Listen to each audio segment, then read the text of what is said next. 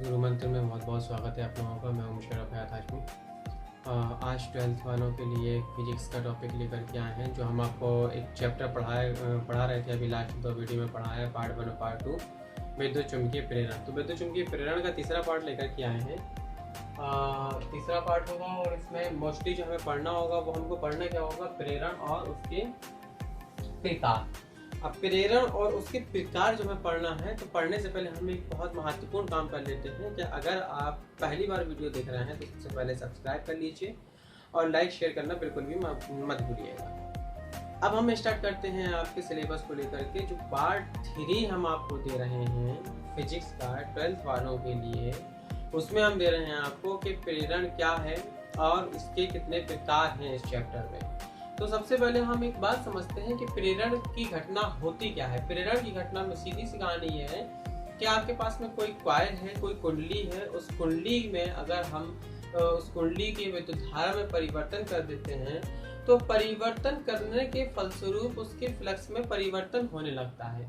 और जब उसके फ्लक्स में परिवर्तन होता है, तो फ्लक्स में परिवर्तन होने के फलस्वरूप उसमें एक विद्युत वाहक बल उत्पन्न हो जाता है और एक धारा प्रेरित हो जाती है। तो इस पूरी घटना को हम प्रेरण कहते हैं। मतलब सीधी सी कहानी यह है कि किसी चीज में कोई चेंजिंग होने की वजह से किसी चीज का उत्पन्न होना ही प्रेरण कहलाता है। आपने विद्युत धारा में परिवर्तन किया, विद्युत धारा में परिवर्तन करने के फलस्वरूप उसके फ्लक्स में परिवर्तन हुआ और फ्लक्स में परिवर्तन करने के फलस्वरूप एक प्रेरित विद्युत वाहक बल उत्पन्न हो गया या फिर एक प्रेरित धारा बहने लगी।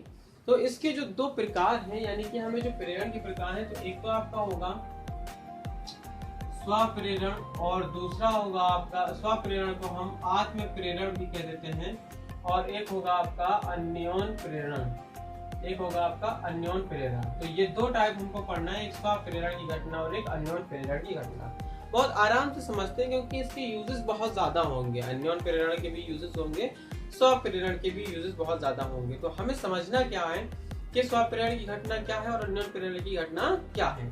अब हमने क्या करना है, हमने ये करना है कि जो अगर हम स्वप्रेरण की अगर हम बात करते हैं, तो हम ये कहते हैं कि हमने एक कुंडली ली, सिर्फ एक कुंडली। ये एक कुंडली पर आधारित है और ये 2 कुंडली पर आधारित है। तो हम यूं कह सकते हैं कि अगर हम इसका एग्जाम्पल लेना चाहें, तो जो चौक कुंडली होती है ना आपके पास में, वो इसका एग्जाम्पल है। और अगर हम बात करें ट्रांसफार्मर की, तो ट्रांसफार्मर के एग्जाम्पल को हम अन्योन प्रेरण से जोड़ सकते हैं। यानी जो ट्रांसफार्मर कार्य करता है वो अन्योन प्रेरण की घटना पर आधारित है, और जो आपका स्वप्रेरण है वो चौक कुंडली की घटना होती है वो स्वप्रेरण पर आधारित होती है। अब हमें ये देखना है कि स्वप्रेरण होता क्या है। तो स्वप्रेरण के लिए हमें ये समझना है कि एक कुंडली है और उस कुंडली में अगर हम विद्युत धारा में परिवर्तन करते हैं, तो विद्युत धारा में परिवर्तन करने के फलस्वरूप उसमें एक विद्युत वाहक बल उत्पन्न हो जाता है। और वो विद्युत वाहक बल जो उत्पन्न हो जाता है, तो अगर कुंडली पूरा परिपथ बंद है तो उसमें एक धारा प्रेरित हो जाती है। अब ये जो धारा प्रेरित होती है, जैसे मान लिया हमने कि ये कोई कुंडली है इस तरीके से, और यहाँ पर हमने एक धारा नियंत्रक लगा दिया, और धारा नियंत्रक लगाने के बाद में यहाँ हमने कोई सेल लगा दिया और यहाँ पे हमने कोई एक कुंजी लगा दी। ठीक है, इस तरीके से। अब हमने यहाँ पे ये देखना है कि मान लीजिए ये सेल है आपके पास में, ये कुंजी है आपके पास में, तो हमें इसको टच कराना है।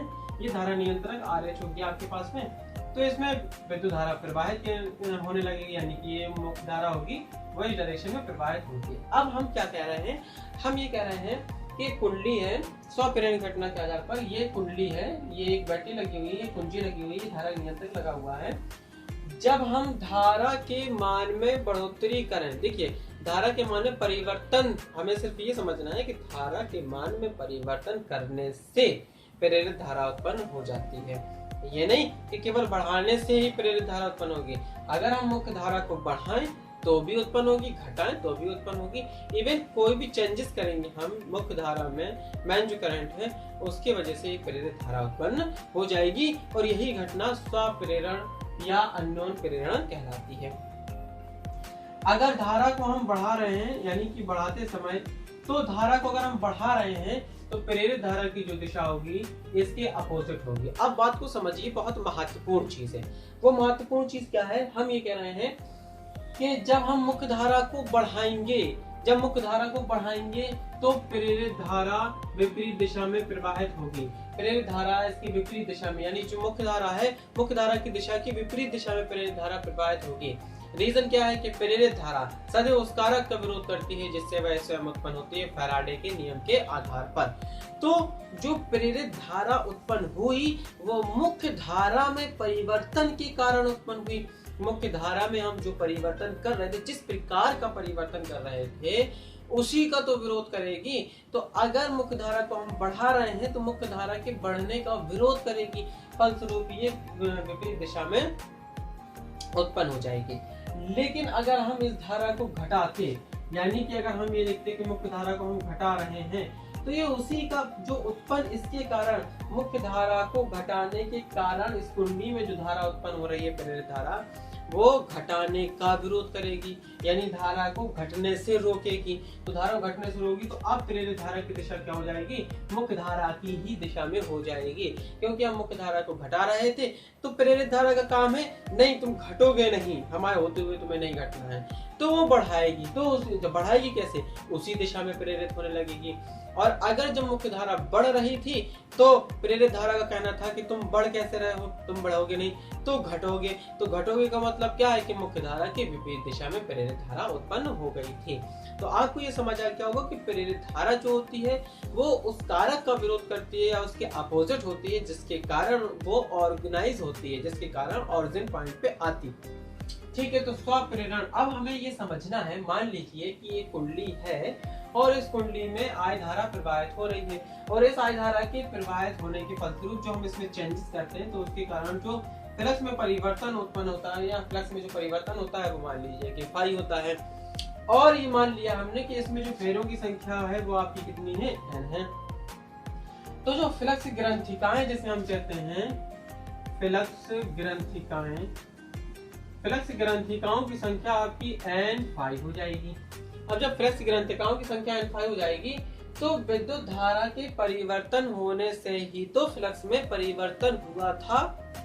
तो फ्लक्स में जो परिवर्तन हो रहा है वो किसके प्रोपोर्शनल टू है, धारा के, यानी n5 अनुक्रमानुपाती I हो जाएगा। जब हम अनुक्रमानुपाती और ये साइन हटाते हैं तो आपको पता है कि कोई कांस्टेंट वैल्यू आती है, यानी कोई ना कोई सिंबल आएगा, तो वहां पर हमने लिख दिया L। अब ये जो L है ना, ये L ही आपका कहलाता है स्वप्रेरण गुणांक। ये घटना थी आपकी स्वप्रेरण की, और इसी के आधार पर हम पढ़ते हैं क्या, स्वप्रेरण गुणांक, या इसको हम कह देते हैं स्वप्रेरकत्व, स्वप्रेरण गुणांक या स्वप्रेरकत्व। तो अब हमें ये देखना है कि ये जो स्वप्रेरकत्व है जिसे हम L से व्यक्त कर रहे हैं, n5 is equal to Li, तो L बराबर क्या आ जाएगा, n5 अपॉन I, यानी कि ये कहलाएगा आपका स्वप्रेरण गुणांक या स्वप्रेरकत्व। अगर हमें इसे डिफाइन करना है, बाय डेफिनेशन समझना है, तो कैसे समझेंगे। मान लीजिए कि I बराबर 1 एम्पियर की धारा बह रही है इस कुंडली में, इस कुंडली में 1 एम्पियर की धारा बह रही है। अगर ऐसा है तो फिर L बराबर n5 बचेगा।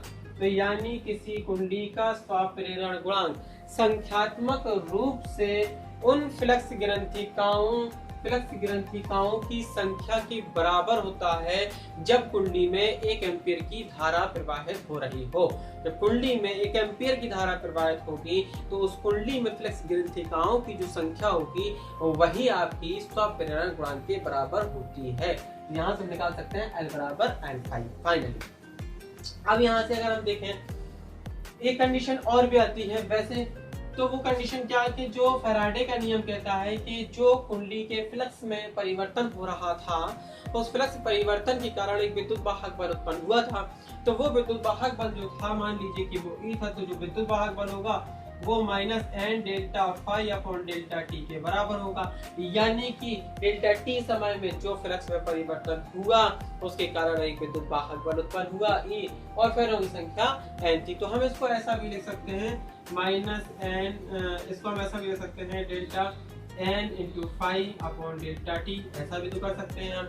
अगर संख्यात्मक मान लेंगे तो हम माइनस साइन नहीं लेंगे, अन्यथा की स्थिति में लेते रहेंगे तो कोई फर्क नहीं पड़ने वाला। n5 फ्लक्स ग्रंथिकाएं थी, फ्लक्स ग्रंथिकाएं आपके पास में Li के बराबर होती हैं, तो ई बराबर माइनस डेल्टा, ये आपका एल आई के बराबर हो जाएगा, अपॉन में डेल्टा टी हो जाएगा। तो ई बराबर आप इसको minus L delta I upon delta T भी लिख सकते हो। तो फाइनली इसको आप ई बराबर minus L upon delta I upon delta T, ये delta delta T upon delta I इस तरीके से हो जाएगा। एल और delta I upon delta T था, तो ये delta T upon delta I ऐसा हम कर सकते हैं। तो यानी कहने का तात्पर्य क्या है, या delta I upon delta T भी हम रख सकते थे यहाँ पे। अब देखना, ये आपका फाई का मान था, एन फाई बराबर आपने निकाला था एल आई, तो यहाँ पे हमने एल आई पुट कर दिया, तो ये आपका डेल्टा आई हो गया, ई के बराबर इतना हो गया। या फिर हम यहाँ से एल का मान जो है वो कितना निकाल सकते हैं, माइनस ई, एल का मान जो निकालेंगे ई बटे delta I upon delta T minus में।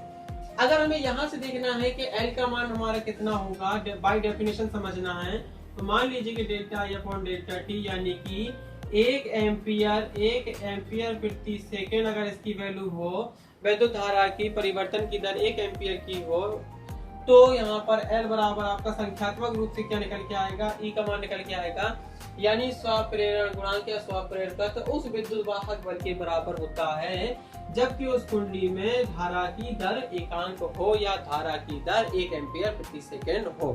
धारा की दर अगर 1 एम्पियर प्रति सेकेंड है तो L का मान E के बराबर हो जाएगा, और E आपका होता है विद्युत वाहक बल, तो विद्युत वाहक बल के बराबर होगा आपका स्वप्रेरण गुणांक। यहाँ पर एक चीज और समझना है आपको कि जो स्वप्रेरण गुणांक है उसका मात्रक जो होता है वो आपका हेनरी होता है, और वैसे अगर हम इसके आधार पर देखना चाहें तो E मतलब हो गया आपका वोल्ट और प्रति में आपका हो गया एम्पियर, ठीक है, और समय ऊपर चला जाएगा तो यहाँ पर हम सेकंड कर लेते हैं, तो यानी इसका मात्रक वोल्ट सेकंड प्रति एम्पियर बन जाता है। किसका, स्वप्रेरण गुणांक का मात्रक बन जाता है वोल्ट सेकंड प्रति एम्पियर। तो यहाँ से हम इसको वोल्ट सेकंड प्रति एम्पियर से विमा भी निकाल सकते हैं। इसका डायमेंशन वोल्ट का मतलब आप जूल प्रति सेकेंड लिख सकते हैं, जूल प्रति सेकेंड ही तो होता है, जो वोल्ट बराबर जूल प्रति कूलाम होता है, सॉरी है ना, जूल प्रति कूलाम, और यहाँ पर आपके पास में सेकेंड था और बटे में आपके पास में एम्पियर था, तो जूल, यानी कि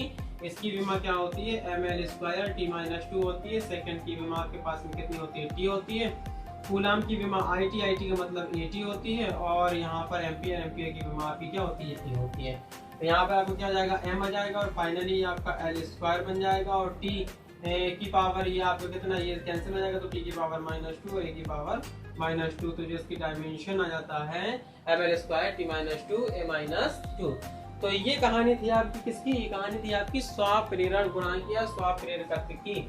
एक चीज इसमें और भी होती है कि अन्योन प्रेरण गुणांक या अन्योन प्रेरकत्व, जैसे कि हमने कहा था कि प्रेरण 2 प्रकार के होते हैं, तो अब हमें चाहिए है अन्योन प्रेरण। वैसे तो हम इसे m से व्यक्त करते हैं और इसका मात्रक भी आपका हेनरी ही होता है, और वैसे में इसका मात्रक आपका वोल्ट क्या सेकंड हुआ करता था, वोल्ट सेकंड प्रति एम्पियर होता है। ये सारी चीजें इसमें कॉमन है, बस फर्क क्या है, इसे m से व्यक्त करते हैं। हालांकि ये फर्क है कि ये ट्रांसफार्मर जो है वो इसके आधार पर अन्योन प्रेरण के आधार पर काम करता है। तो फिर भैया अन्योन प्रेरण है क्या, अन्योन प्रेरण पहली चीज तो यह है कि 2 कुंडलियों पर आधारित एक पूरा प्रोसीजर है।